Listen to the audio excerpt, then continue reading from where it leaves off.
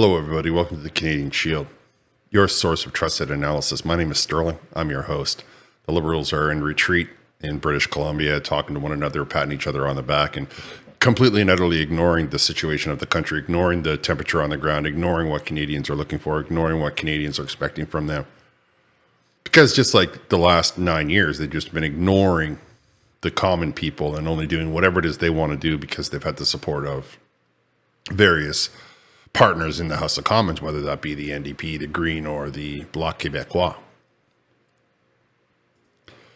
Now, I played a video where Andrew Scheer stated that Mark Carney was completely and totally just on board with all of the policies that the Liberals have been doing.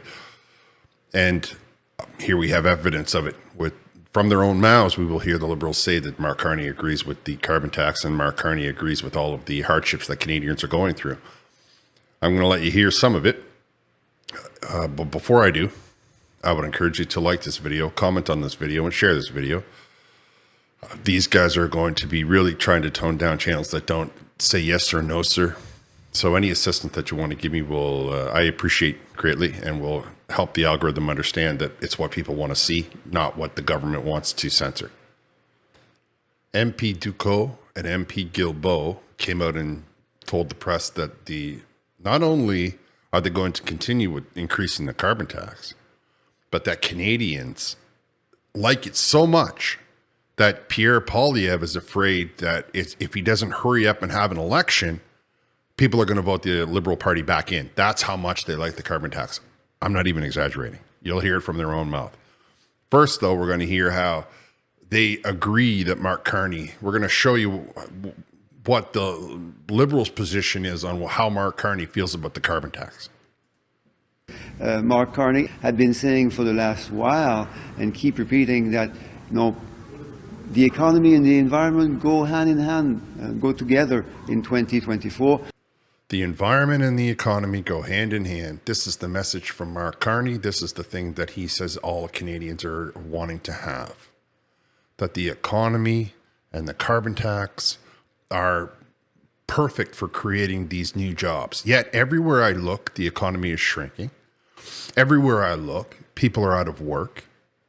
It's telling that Mark Carney opens, when he gets there, I'll tell you, but he opens up talking about how AI, which is putting people out of work. Anyway, I'll get there.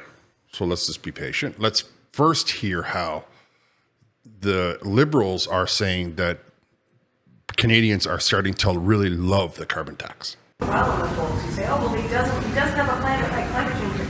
Canadians, opinion polls suggest, are pretty supportive of him. How do you make sense of that? Well, I think clearly we need to do a better job of explaining some of the things we've been doing. Carbon pricing certainly being one of them. We've seen certainly in the last few months that there's a shift on the issue of carbon pricing in Canada. I think we need to continue explaining why we're doing this to Canadians. Carbon pricing. Now, the one reason for which Pierre Poilievre might want to have an election very soon on the tax and carbon pricing is that he's starting to feel the change in Canadians' understanding of the great value of that carbon pricing. Because you remember that carbon pricing has put the cost of everything up in this country.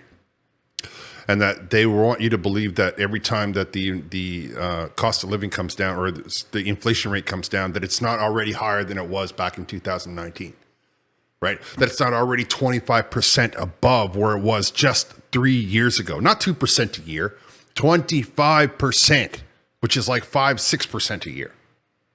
They want you to forget that. It's like the frog in the water. So where you used to be able to get something for $1, you're now getting it for $2.50. And because it went from $2.50 to $2.45, they want you to believe that their system is working. If their system was to cause a massive amount of inflation and to drain every penny from the Canadian public, just like all tyrants throughout history, all the way back to Socrates, then I guess they've succeeded in that. But you tell me down in the comments, do you agree with these two ministers that you have changed your position on the carbon tax? Do you feel that now the carbon tax is a great and wonderful thing? Do you think that the $150 they might send you, or whatever it is that they send to you, every 3 months is making a difference to the 30-40% increase in the groceries, the increase of cost of living across the board? Because that's what they say. That's what they're telling the press that is the situation. They don't want to hear the truth of Canadians. They just want everyone to do it their way. These guys don't feel the pinch of it. They don't spend any of their own money. Now we'll hear Guilbeault talk about how Mr. Carney feels about the carbon tax. And let's bear in mind that Mr. Carney has billions invested in oil and gas, exploration. He flies private jets everywhere he goes while he expects you to take the bus, or even better, skateboards. I think what Mr. Carney, and I've spoken with Mark about this a number of times, has said, is that those who say that we should scrap carbon pricing need to tell us what they would replace it with. No, we don't. We do not need to tell you what would we replace it with. What you need to hear from the Canadian people is that the policies that you've implemented are making us unhappy. This is not a dictatorship yet. That's the way a tyrant thinks. A tyrant says that they know what's best. A tyrant says that they're going to do whatever we tell them to do. Democracy, you are supposed to represent the will of the people. And the will of the people is to live a better caliber of life. The will of the people is to scrap the carbon tax. Like they don't have any carbon tax in the United States of America, and their economy is doing just fine. They don't have a carbon tax in Dubai. They don't have a carbon tax in many, many countries around the world. They don't have a carbon tax in India, one of the fastest growing economies on earth. Somehow you believe that you're owed an explanation as to why we don't like the policies that you've implemented. We don't owe you an explanation. All you need to know, all you need to hear is that we are unhappy with the choices that you've made. So it's now up to you to change it because you represent the people, not the other way around. You don't tell us how we feel. We tell you what we're feeling. And then you act according to how we feel, not the other way around. We don't owe you an explanation, and demanding one leaves arrogance behind and teeters on the brink of megalomania. Well, there you have it. MP Ducot and MP Guilbeault both contend that Mark Carney has no problem whatsoever with the carbon tax. He doesn't care what it's doing to your life. He doesn't care what it's done to the economy of Canada. He just wants to follow the marching orders from whoever gives him those orders. However, let's let him speak for himself. Let's let him. Let's just see. Let's, give him the benefit of the doubt and all that. To accept this role as chair of this new task force on economic growth for the Prime Minister, for the leader, it comes at, in my view, a decisive time for our economy, for our country.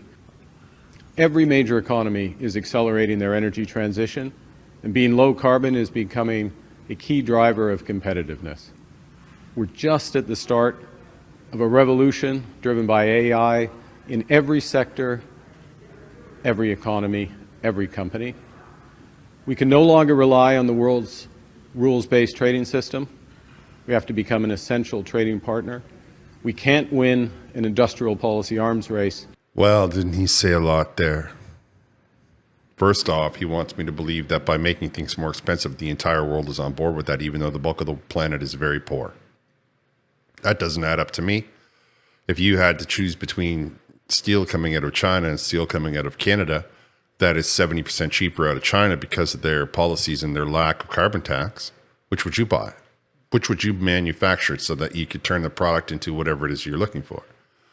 And if that were the case, then why did we put tariffs on their stuff coming into Canada?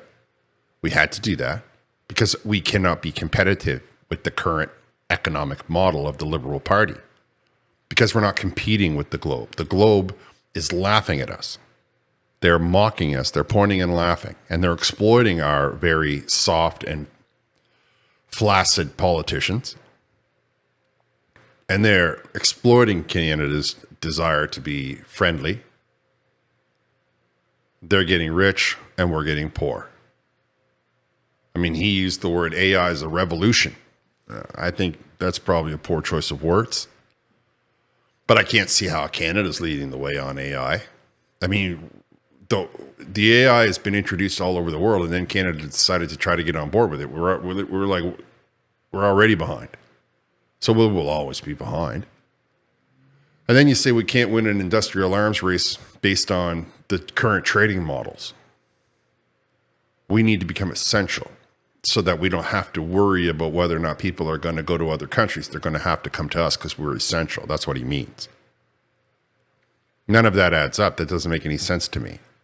If we were not able to compete, then how can we be essential? Now, I know it sounds nice and it sounds flowery, but there's lots of things that people say that might not necessarily add up. But we do know for certain is that the taxpayer is now paying this guy to sit in a boardroom or on Zoom or whatever it is to drive the economic policy of this country, and with the carbon tax as its flag. If all of that wasn't enough for you, don't worry about it. There's one more sentence or one more things coming out of from Mark Carney and his very unveiled contempt for the Canadian voter, for the Canadian person, and for the commoner. Being low carbon is going to be a determinant of whether we can create jobs, whether we can sell our products in the United States, in Europe, around the world. We have to help our companies become more competitive. There's a huge range of things that the federal government can do. These issues, the issues around being low carbon, is an issue for our manufacturing sector. It's an issue for whether or not we're going to lead in information technology. It's an issue for whether we are going to retain our ability to trade into the major markets. My career, if you look at it, has been in and around the interface between policy and the economy, the public and private sector. And what's animated throughout has been to get the private sector to work to the objectives of people. What matters for Canadians, let's be frank, it's not a party, it's not an individual, it's what happens on the ground. It's whether the country is moving forward to their priorities. Oh my, so many things that he said there that bothered me. First, he said that there's things that the federal government can do to drive the economy. And then he said it's all up to the manufacturing sector to be low carbon. So is it the government or is it the private sector? Oh, it's both, he says in the very next sentence, in the very next clip. Now, there has been someone in history that merged the government and big business together. And if I remember right, they did it in 1930s and 40s, Central Europe. They did it. It was a German fella in the 30s, and he merged big business and he merged government together. What were they called again? Well, I'm sure it'll come to me. Now, the last thing that he said really bothers me, though. He's like, oh, no, let's be straightforward. Canadians, they don't worry about a person. They don't worry about a party. And you know what? At least he said something that was true. And then he fell right off the cliff because he said Canadians are worried about going into the future and Canadians are worried about... No, the Canadians are worried about the here and the now. Why is it that you expect all of us to make sacrifices that you yourself are not making? Right? That's the thing that I want to understand from this Liberal Party with their hundreds of thousands of dollars and all of their write-offs and all of the groceries that we pay for. They're flying around the country, 20, 30 jets among them probably took them to get them to this BC retreat. But I'm supposed to worry about whether or not I can start my car. I got to pay through the nose if I want bread that's baked in a wood oven. Meanwhile, they can have all the wood ovens they want up north. I mean, the inconsistency is ridiculous. Now, Canadians, unfortunately for Mr. Carney, doesn't understand them at all. And I'll tell you why.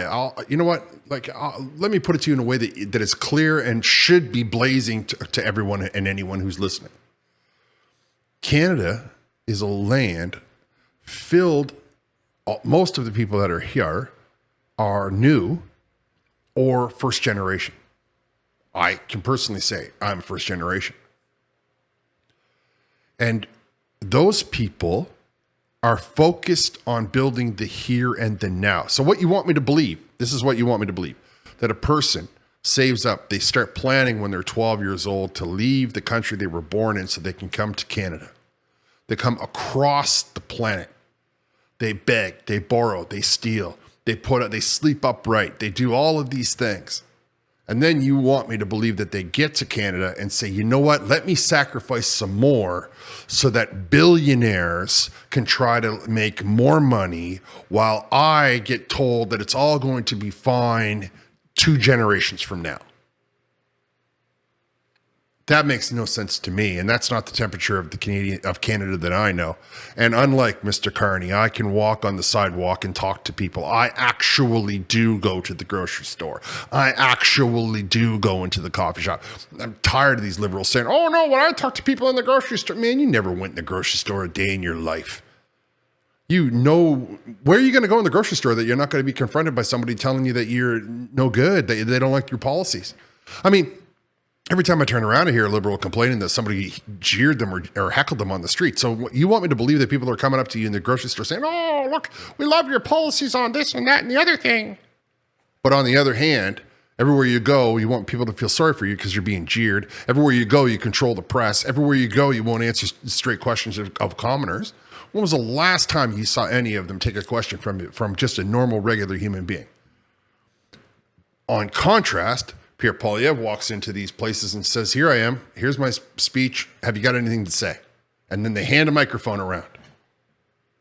So I have a hard time believing that the people on the ground, that Mr. Carney has his thumb on the pulse of them. And as I am one of the people on the ground, as I am a person who's negatively impacted by the policies, the economic policies of the masters of Mark Carney and the Liberal Party, I can tell you straight to your face that I don't concur with your assessment, your analogy, or any of it.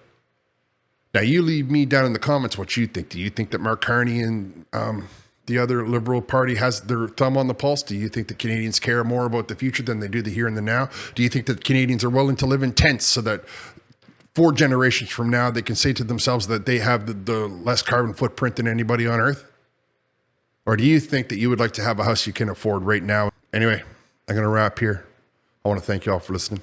I'll talk to you next time.